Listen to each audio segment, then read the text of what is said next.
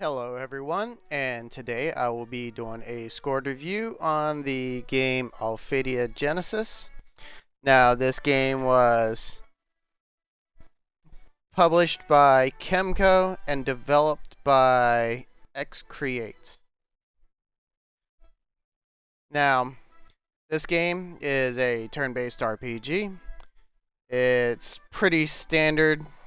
It doesn't really do a whole lot different than your other standard RPGs. So I'll get into this real quick. Now, I score my games in 5 categories, starting with graphics. Compared to the first game, I'm not gonna lie, they did a much better job with the monsters and the characters in combat, which was my big gripe about the first one. But they didn't really do much, excuse me, with the way that the actual world map and towns look. But as far as sprites go for the world map and the characters walking around, it's still pretty good. Now the graphics and combat still kind of meh, and the animations for attacks and the way spells and abilities look are still lackluster at best. The Still, one of my favorite things about this series is the hand-drawn artwork for like the conversations and the stat screens. I still think those are stellar and very well done. Now, as for the sound goes, it's still got that same chiptune feel and sound, and all the same makings for like good adventure music, dungeon music, and stuff like that. Though there is a lot of reused assets in it, but all in all, it's still good music, so I'm not going to discredit them for reusing good music and soundtracks for the game. Uh, they've added some changes to the music and sound effects, but not a whole lot to really be that much of a difference from the first one. Now for the story. The story on this one, I was not sure how to react to it because it doesn't take place at all after the first game. Or so I thought. You get a good ways into the game and you meet a character from the previous game. Now, granted, you can fight all the major people in this special arena, but that's like a side objective that's really got nothing to do with the main game. Now, until you reach the true ending path, you don't see where the connection is with the actual game. So I won't spoil that part for you, but I do have a complete walkthrough that shows it if you want to go see that. Now, all in all, the story was alright. It's about a war that goes on, people being discriminated against because of the type of energy they have. Once you get to the true ending, that whole war scenario kind of takes back seat to the actual underlying issue of what causes the whole war to begin with, which then ties into the first game, which then, if you get the true ending of that one, ties into this game. So I'm going to try to leave that spoiler free as possible, but I was on the fence with the story until the end with the true ending. Then I was kind of really interested. So it's got a really slow uptake, but it does have a very good ending if you get to it and you've played the first one. Now for the gameplay. This is a turn-based RPG. Very simple. You know, you don't do any like insane combos or anything. It's all just micromanaging items, equipment on your characters, managing stats, you know, everything you would expect from an RPG. Now, this game does something a little different.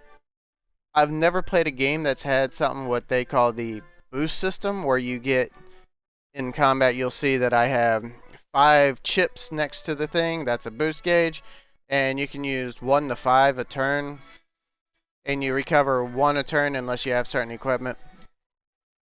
Now, at first, I thought this was a really great idea, but as I got further into the game, the boost system seemed to be more of a hindrance, and I actually started liking the whole basic turn-based RPG that the original game had better. Now, I originally had an issue with there only being 4 characters in this game, whereas the first game had 6. But these characters are more refined, and each character has more of an individual identity. Whereas in the first one, it was kind of a mishmash, turn standard turn-based character tropes. This one, the characters are more fleshed out. Another thing I was impressed with was they definitely slimmed down the abilities and the special powers, which made most of the abilities and special powers you get in this game to be a much more viable option, whereas in the first one, there was just a bunch of abilities, and I ended up only using a fraction of them most of the time to get through the battles. Now,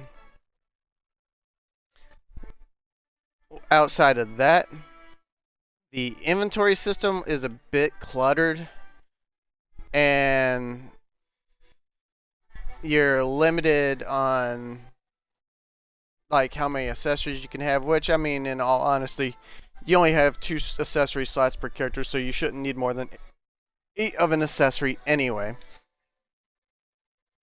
As far as the gameplay mechanics go, I'd say my biggest gripe is in the first one, when you played through the game, you found all kinds of cool, unique equipment that had special abilities, whereas in this one, almost every treasure chest is either healing items or stat increasing seeds, which, don't get me wrong, I love the permanent stat boosting seeds, but I only remember coming across maybe 10 chests in the game that had like special equipment.